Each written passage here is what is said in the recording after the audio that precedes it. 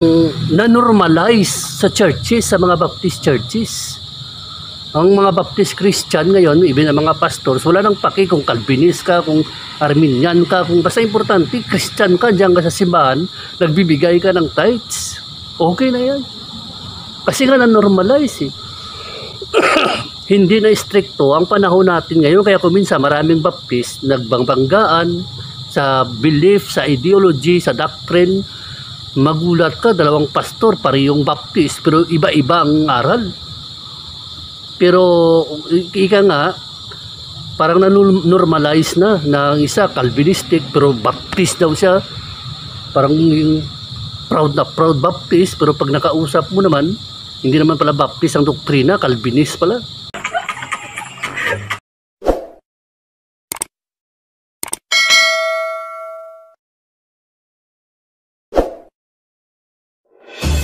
Ito isang pagsasalita ng katotohanan na may halong pag-ibig. Bring all the glory to God. Ito ang programa na kung saan mamumulat sana ang inyong mata sa isang katotohanan sa huling panahon. So kasi alam nyo naman, so hindi naman siguro bawal sa batas natin ang maglahad ka ng opinyon.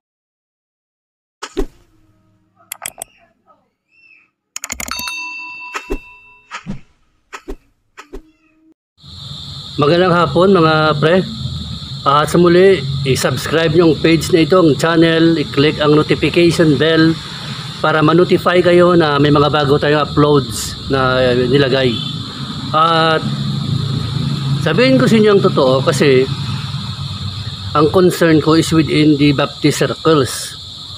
Kung nagkaroon man ako ng lakas ng loob na i-open sa channel na ito ang belief, i-expose ang Calvinism belief, ay para yan sa glory ni Lord. Kasi ang totoo, nung nag-aaral kasi ako sa Bible School with the Negros Occidental, sa course na theology, nag-graduate ako ron, and then pagkatapos nun, nag-proceed ako sa Kabangkalan, sa Bachelor in Religious Education. So, ibig sabihin nun, within sa 1997 until sa 2007, graduate ako sa bachelor, ang pwede ko lang ma-refresh sa aking mind yung aking expertise. Kasi ang thesis ko doon, nag-aaral ako dati sa Bible School, ang thesis ko talaga is premarital sex. Nagkaroon ako ng interest doon kasi nga sa mga kaibigan ko na pastor na na-fall down, nasira ang ministry dahil nagkaroon sila ng marital extra affair o ang iba nga extramarital affair na may mga babae. So pag nabisto, kahihiyan. Nagkaroon ako ng interest na gawin kong thesis ang premarital sex. At dahil doon, naipasa ko yan sa Bible School at alam ko ang concept sa nangyaring ganun. So hindi lang ako nagkaroon ng hilig na i-expose yun kasi nga wala namang nagtitrigger sa panahon na pwede kong gawin yun. Pero although pwede naman tayong magdala ng topic about premarital sex na labag sa batas ng Diyos, labag sa tao. Pero ang kagandahan sa premarital sex na pag pinag-aralan mo nun, isa lang na learn ko sa aking mga interview na ang babae nabubuntis pag nagpahalik siya sa lalaki na nakahiga siya sa kama, yun talaga yun, buntis yan ang result. Kasi thesis ko yan na-learn ko yan lahat ng babae na na-interview ko na nabuntis, diyan yan, bumagsak. Kaya mag-ingat kayo sa mga halik-halik. Okay yan kung nakatayo ka, okay ako nakaupo ka, pero pag nagpahalik ka sa lalaki na nakahiga ka na, wala na. Mabubuntis ka talaga.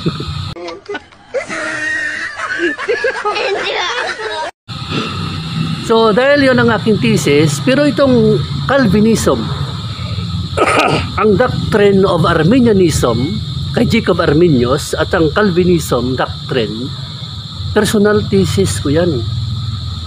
Nagkaroon ako ng interest dyan kasi nga lagi ako sa library, nagbabasa ng mga books, nakikita ko ang kanilang mga books, nagkaroon ako ng interest, bakit ito kontra sa isa, ito naman pabor sa isa. Tatlo kasi mga books mabasa mo sa library na lagi ko nakikita, ang libro ng mga Arminians, libro ng mga Calvinists, saka libro ng mga Baptist, laging nababasa ko. So nakikita ko ang strongest point, nakikita ko ang weakness point ng Calvinism, Arminianism. So ginawa ko yung personal thesis and para matapos na lahat, expertise ko yan. Even until now, 2020 na, hindi ako tumitigil sa pag-aaral ng gano'n kasi minamaster ko yan. Kasi nga, ang Calvinism doctrines is ano yan na-normalize sa churches, sa mga Baptist churches. Ang mga Baptist Christian ngayon, even ang mga pastors, wala nang paki kung Calvinist ka, kung Arminian ka, kung basta importante, Christian ka, diyan ka sa simbahan, nagbibigay ka ng tithes. Okay na yan. Kasi nga na-normalize Hindi na stricto ang panahon natin ngayon, kaya kung minsan maraming Baptist nagbanggaan sa belief, sa ideology, sa doctrine. Magulat ka, dalawang pastor, parehong Baptist, pero iba-iba ang aral. Pero ika nga, parang na-normalize na ang isa Calvinistic, pero Baptist daw siya. Parang proud Baptist, pero pag nakausap mo naman, hindi naman pala Baptist ang doktrina, Calvinist pala. Minsan, mahihirapan kang makisabay, kaya nga may mga, hindi mo masisisi na may mga Baptist churches, especially sa part ng mga fundamentals, na ano sila, very close, tight ang kanilang ano. Hindi sila kuminsan nakikipag-fellowship sa ibang Baptist kasi alam ng pastor na yon na ang Baptist na nandun, pag pina-join mo dun sa fellowship, dudoktrinahan nila ng Calvinistic. Pero siyempre, in appearance of Baptist na mga pagmumukha.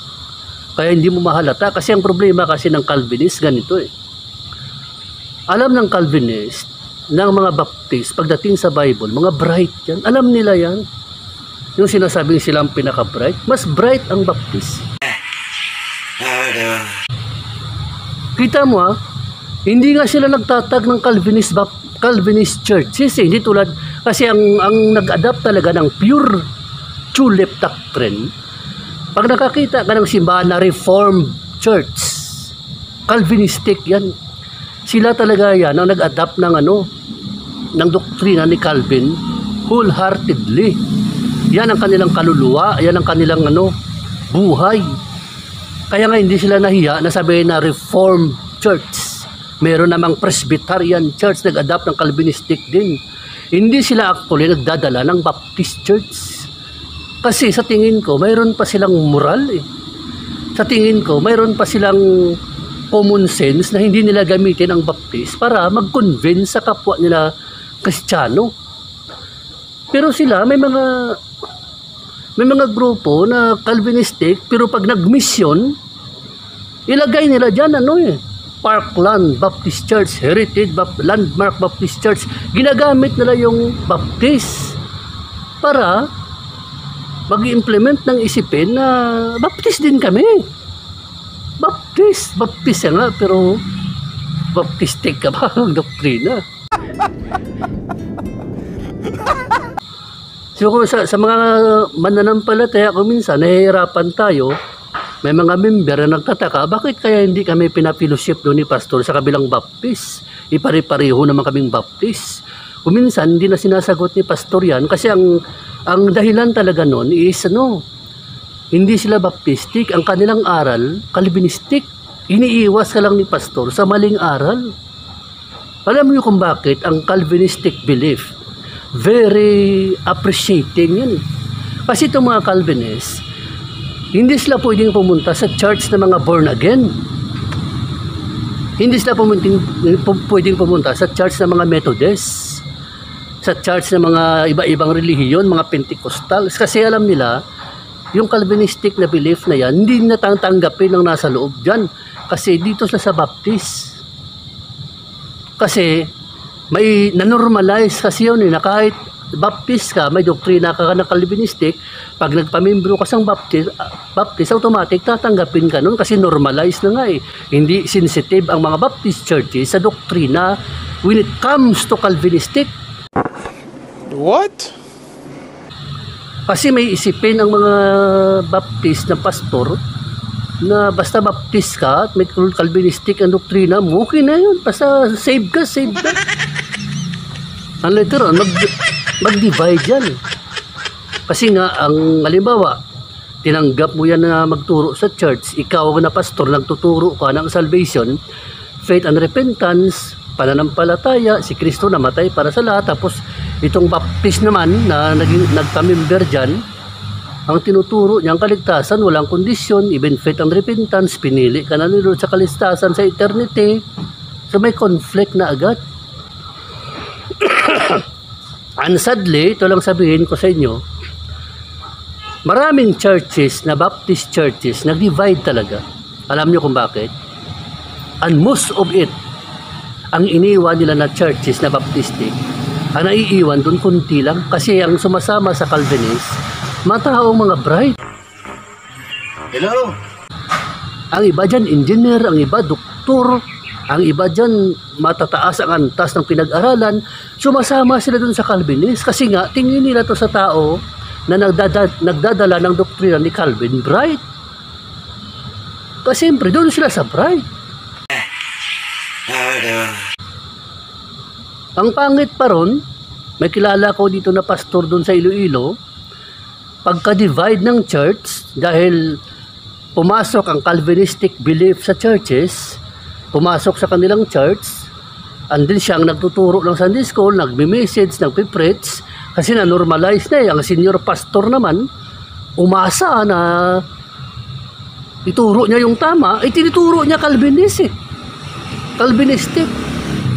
So ang nangyari, nag-divide later, hati. Ang pinakamasakit pa, bago umalis, yung sinabi pa ng member na nakuha ng Calvinist, itong sinabi, sa loob ng 20 years na mahigit, ngayon lang niya nakita ang katotohanan talaga ng Biblia. Yun ang sinabi. Nang ma-convince siya ng Calvinism, ngayon lang niya nakita. So, maano yan, mabigat na panlinlin lang sa ano. Alam mo ganito kasi yan eh. Tandaan nyo lagi, ang mga Calvinist, i-trace mo ang kanilang background. Hindi naman ako naniniwala na dapat graduate ka sa Bible School para magturo ka ng tama. Hindi naman sa ganun. Pero most sa mga Calvinist na nagdadala ng aral ng tulip, pinopromote sa mga churches, hindi naman talaga yan graduate. Hindi sila graduate. I-trace mo ang kanilang history. Naka-attend lang yan ng seminar, 1 month, 3 weeks. Kung minsan, tinuturoan na yan na 3 months. Paglabas niya, tinuro agad ang Calvinistic. It seems to appear na para bang nag-aaral siya sa Bible School more than 30 years. Kung magsalita siya, gumagamit na siya ng sovereignty of God, preordination, predestination, prefixation, lahat ng malalalim na term na ginagamit ng mga scholar, ginagamit niya rin. Para nagpapa-impress niya ang kanyang pag-aaral sa Bible sa mga nakikinig, sobrang lalim. Kaya hindi mo maintindihan eh. Biro mo 3 months, 3 weeks ka lang na tinuruan. Tapos pag nagsalita ka sa pulpit, gumagamit ka ng mga term ng mga theologian na para bang gusto mong ibigay sa pag-iisip sa tao na nag-aral ka sa Bible more than 30 years. Yan ang dating lagi. Kaya nga, hindi nga sila tinatanggap yan ng mga Bible school. Kung minsan, ang nangyari, pangalawa, ang mga Bible school na nagtuturo ng ilang dekada ng theology, kinukutya ng mga Calvinist na ito.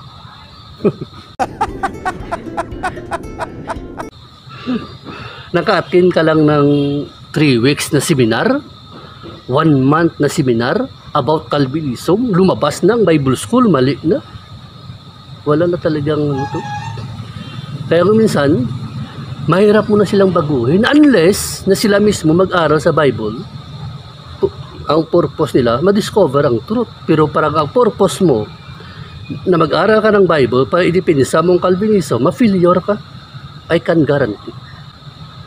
Pero kung mag-aral ka ng Bible, kahit Calvinist ka, gusto mo mag-aral ng Bible tuloy-tuloy para ma-discover mo ang pinakamalalim na katotohanan, magtatagumpay ka. Ilalabas ka ni Lord sa Calvinism.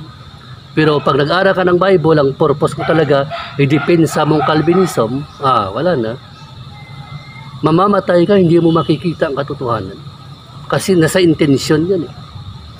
So sa akin, marami akong pastor na kilala, brothers, na may mga Calvinistic na doctrine, na pag nakausap mo sila, parang ang Bible School, pinuput down nila. Sila yung bright. Samantalang 2 Bible School ang aking napasukan, ang mga teacher namin doon, mga super bright. Maliban sa kurso na pastor, ang iba graduate sa psychology, ang iba may mga secular courses, graduate sila doon, mga magaling. Pero huwag mong i-underestimate ang mga teacher ng Bible School.